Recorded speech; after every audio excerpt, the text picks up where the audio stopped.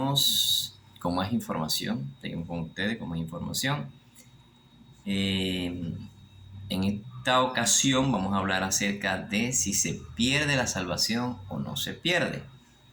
Sí, pero antes de esto quería disculparme con ustedes por no haber podido subir más contenido por el asunto de que tenemos un poco de problemas con el internet, que no es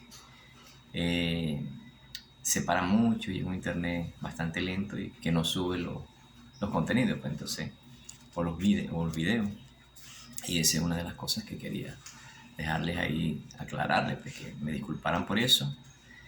Y bueno, el tema, si se pierde la salvación o no, pero antes de ese tema yo quería hablar acerca de lo que era la predestinación, porque tiene mucho que ver, porque la predestinación es, tomando un concepto de lo que yo investigué, de lo que es la predestinación, y es que los ámbitos religiosos siempre dicen que han dicho que la predestinación o el designio de Dios, que es que Dios selecciona a la gente y este es salvo, este no es salvo, este sí, este no, y este sí, este no.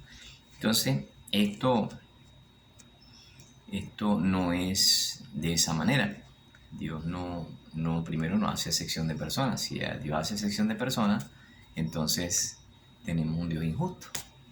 Y si Dios es de esa manera, entonces ¿para qué mandó a Cristo a morir en la cruz por la humanidad? Es otro asunto, ¿no? De que tienen que resolver los que dicen que la salvación no se pierde. Mire, hay casos de Dios en los cuales Dios hizo escogencia de personas porque tenía un propósito el cual Dios ya le había establecido, pero que Dios agarró personas o escogió personas para que hicieran ese trabajo. Sí, por lo menos tenemos un ejemplo como Moisés. Moisés fue uno de los que Dios escogió para que hiciera un trabajo. Isaac, de hecho Isaac antes de nacer ya Dios le había dicho a su padre Abraham que se iba a llamar Isaac, ¿sí? Y que de él iba a salir mucha descendencia, de Jacob también. Y vemos que Jesús se conocía como el Hijo de Dios o como el Mesías, que iba a venir a la tierra, pero en el Antiguo Testamento. Y nos podemos encontrar en Isaías, en Jeremías y en varios pasajes y varios, o más que todo en el Antiguo Testamento. Por eso que Jesús les habló claro, ¿no? Y les dijo que en las escrituras estaba de él, y hablaba él del Antiguo Testamento, no hablaba del Nuevo Testamento. Escudriñad las escrituras porque a vosotros parece que en ella tenéis la vida eterna, y ellas son las que dan testimonios de mí. Y está hablando del Antiguo Testamento, no del Nuevo Testamento. Entonces, vemos estas cosas, como Dios escogió a esta gente, porque también escogió personas, por lo menos como Saúl, y Saúl quebrantó su palabra. Y como Saúl quebrantó su palabra, Dios lo desechó, pues, porque Saúl desechó su palabra. Entonces, así son las cosas, para que tengamos que sí hubo gente que Dios escogió exclusivamente para hacer un trabajo. Ahora fíjese que en Mateo capítulo 7, verso 13, dice: entrad por la puerta estrecha, porque ancha es la puerta y espacioso el camino que lleva a la perdición, y muchos son los que entran por ella.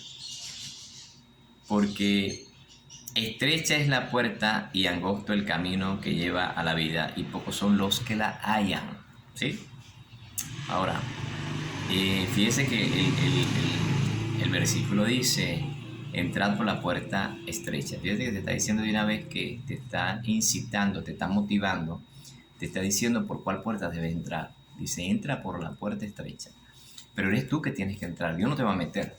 Entonces tenemos que tener claro que si hubiese sido Dios que nada más escogió al pueblo de Israel, y que era el pueblo que se iba a salvar nada más, entonces no hubiese dicho estas cosas Jesús. Es lo que dice Marcos 16, dice: el que cree y fuere bautizado será salvo, el que no cree será condenado. Eso es Marcos 16.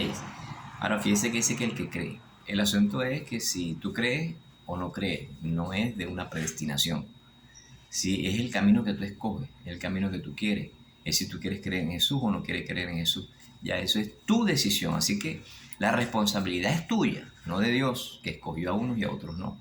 No, Dios te otorga la responsabilidad. Y que el culpable ya no es Él, eres tú por no escoger a Jesús. Así que fíjense que Juan capítulo 1, verso 12 dice: a los que creen en su nombre le dio potestad de ser hechos hijos de Dios. Esto es, dice que a los que creen, fíjense que el asunto es creer o no creer.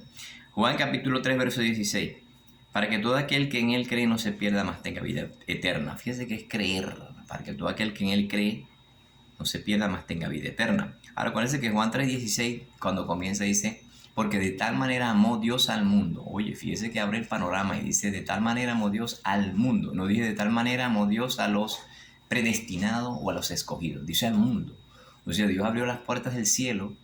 Dios abrió las puertas de la salvación a través de Jesús. De tal manera amó Dios al mundo que envió a su único Hijo para que todo aquel que en Él cree no se pierda, más tenga vida eterna. Entonces, no podemos decir que hay una predestinación, porque cuando yo digo que hay una predestinación, estoy hablando de un Dios maluco, de un Dios egoísta, de un Dios que hace excepción de personas, cuando esa no es Dios, cuando ese no es Dios. Cuando usted oiga hablar a una persona de esa, entiende que eso no es Dios, Dios no es así.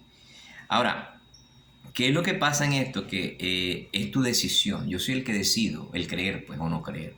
Yo soy el que decido si creo en Jesús o no creo en Jesús, si creo en la salvación, si creo en la Biblia, si creo en lo que yo quiera creer. Yo soy el que decido, pero lo importante es que crean en Jesús, que es la salvación. Pero yo soy el que toma las decisiones. O sea, que lo único que es tuyo, o lo que es mío, lo que es de la persona, es sus decisiones. Eso es lo único que es tuyo.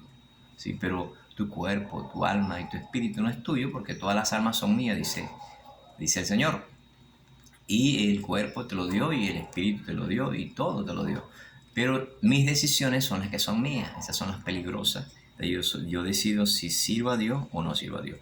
Porque si no es así, que soy yo el que toma la decisión y que Dios entonces escoge lo que se van a salvar y lo que se van a perder, entonces hay un gran problema porque tenemos un Dios malo, tenemos un Dios que no es justo. Y así no es. Fíjense lo que dice Juan capítulo 1, verso 29. El Cordero de Dios que quita el pecado del mundo. Entonces dice que es el Cordero de Dios que quita el pecado. Vuelve otra vez a abrir el panorama, vuelve otra vez a abrir el cielo y dice que el Cordero de Dios que quita el pecado del mundo. No dice el Cordero de Dios que quita el pecado de los escogidos, ¿no? Porque esta doctrina la llama siempre salvo, ¿no? Y no es así. Ahora fíjense que segunda de Pedro capítulo 3, verso 9, dice que Dios no quiere que nadie se pierda, sino que todos procedan al arrepentimiento. ¿Cómo es eso de que si Dios predestinó a algunos y Dios no quiere que nadie se pierda, sino que todos procedan al arrepentimiento? Y si Dios quiere que todos procedan al arrepentimiento y no que se pierda la gente, entonces no hay ninguna predestinación. Ahí es mi voluntad, que yo decido si me pierdo o no me pierdo, creyendo en Jesús o no creyendo, ¿sí?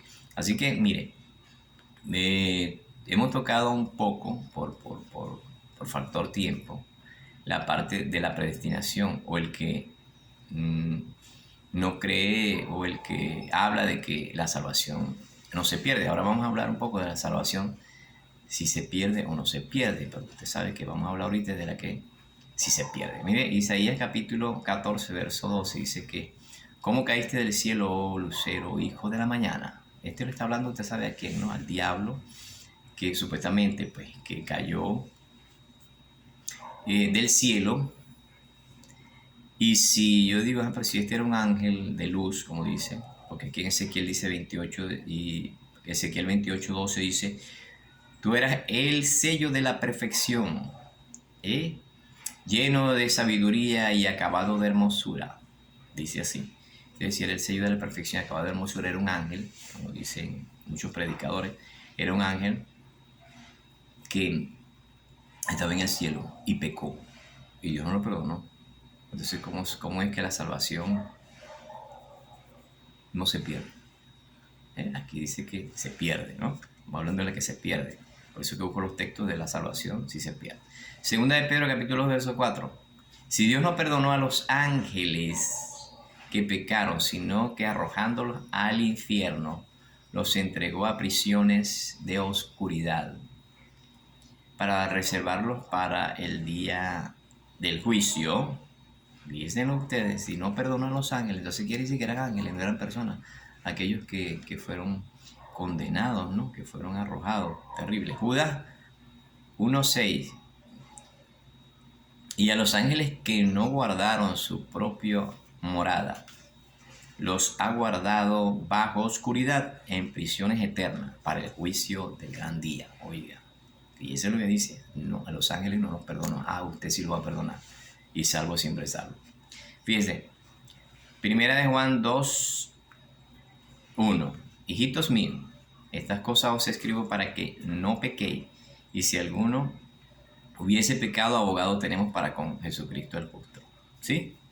Para con el Padre. Abogado tenemos para con el Padre y se llama Jesucristo el justo. Así que si yo peco, yo puedo venir a Jesucristo y Dios me perdona, pero puedo pecar. Porque hay gente también por ahí que dice que los que pecan no son hijos de Dios. Fíjese lo que dice Juan 6:70.